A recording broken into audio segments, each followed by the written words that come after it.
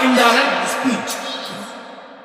वक्ता अपनी बात को दो प्रकार से कह सकता है। एक वक्ता है यानी कर्ता, कर्ता अपनी बात को दो प्रकार से कह सकता है, दो प्रकार से।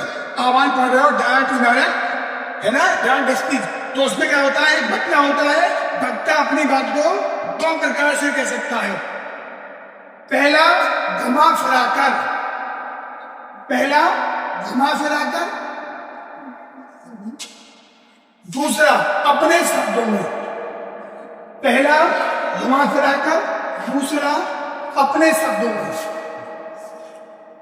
अपने शब्दों में।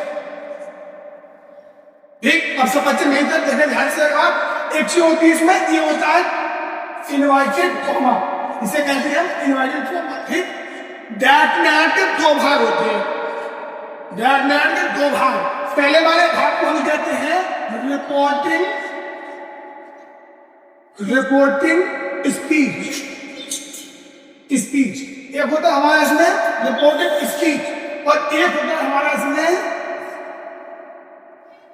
Reported verb. एक होता है हमारा भाग रिपोर्टेड वर्ब, एक होता है हमारा रिपोर्टेड स्पीच।